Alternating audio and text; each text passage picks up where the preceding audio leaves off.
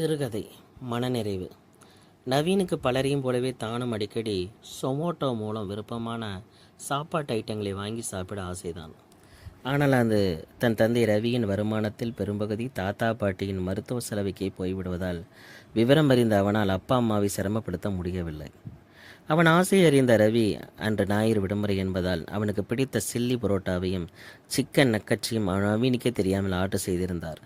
சர்ப்ரைஸாக அது வந்த பிறகே மகளிடம் சொல்ல வேண்டும் என்று ரவியும் அவர் மனைவி முன்பே திட்டமிட்டு தயாராக இருந்தனர்.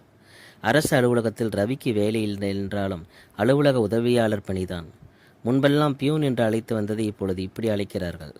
அலுவலர்களுக்கு உதவி செய்வது, கோப்புகளை ஒருவர் சீட்டிலிருந்து மற்ற உயர் அலுவலர் சீட்டுகளுக்கு கொண்டு செல்வது போன்ற சின்ன சின்ன வேலைகள்தான். சில அலுவலர்கள் எரிந்து விழுவார்கள், சிலர் எதையும் கண்டுகொள்ள மாட்டார்கள், சிலரோ இறங்கி வந்து பழகுவார்கள். அவரின் 15 வருட சர்வீஸில் எல்லோரையும் பார்த்து விட்டார். ஆனால் அவர் மட்டும் எவரிடம் கெட்ட பேர் வாங்கியதில்லை. அவரவருக்கு தகுந்தாற்போல் நடக்க பழகி கொண்டதால் எந்த வம்பு தும்பிலும் மாட்டுவதில்லை.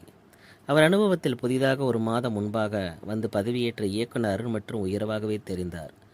எப்பொழுதும் சிரித்த முகம், எவ்வளோ அழுத்தங்கள் உயரதிகாரிடம் இருந்து வந்தாலும் பொறுப்பை ஏற்று நடக்கும் குணம், அழுத்தங்களை அடுத்தவர்கள் மீது திணிக்காத பண்பாடு, வயதானவரிடம் வாஞ்சை காட்டி மதித்திடம் இங்கீதம், எப்படி பார்த்தாலும் உயர்வாகவே தெரிந்தார். தன் மகன் நவீனையும் அவர் போலவே ஆக்க வேண்டும் என்ற எண்ணம் அடிக்கடி ரவிக்கு தோன்றுவதுண்டு. மதியம் மணி 1 ஆயிற்று. நவீன் ஏதோ உள்ளே செய்து கொண்டிருக்க சொமோட்டோ 2 வீலர் வீட்டை நெருங்கியதும் அவனை கூப்பிடும் ஆவலில் ரவி வாசல்லையே வந்து உட்கார்ந்து விட்டார். நிமிடங்கள் கரைந்தன. ஆனால் சொமோட்டோ 2 வீலர் மட்டும் கண்களில் படவில்லை. பல வண்டிகள் இருபுறமும் பறக்க சிறுபிள்ளையாய் அவர் வலிமையில் விழிவித்து காத்திருக்க அப்பாடா, கடைசியமாக 2 வீலர் தெரிய அவசரமாக நவீனை கூப்பிட்டார் ரவி. ஒடியா ஒடியா ஒடியா நவீன். அவர் சப்தம் வேகமாக கேட்கவே நவீனும் ரவி மனைவியும் அவசரமாக வாசலுக்கு ஓடி வந்தனர். அவர்கள் வந்து நின்ற பிறகுதான் 2 வீலர் வேகம் குறைத்து மெல்ல வந்து நின்றது. அதற்குள் ரவியும் நவீனும் 2 வீலரை நெருங்கிவிட்டான.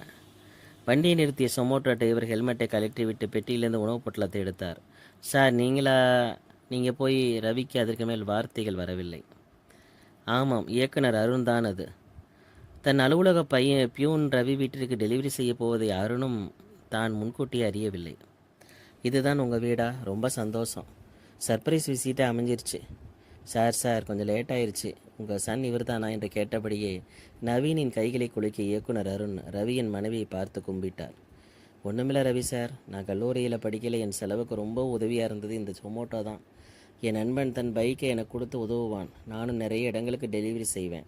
நான் படிக்க உதவி செஞ்ச இதை என்னால் விட முடியல. நண்பன் ஒருவனுக்கு பதிலாக இன்றைக்கி நானே வந்தேன். அதிலும் உங்கள் வீட்டிற்கு டெலிவரி செஞ்சதில் உண்மையிலேயே எனக்கு ரொம்ப முழு திருப்தி, மன நிறைவு. ஏற்கனவே லேட்டாக தான் சாப்பாட்டை கொண்டு வந்தேன். நீங்கள் உள்ளே போய் சாப்பிடுங்க.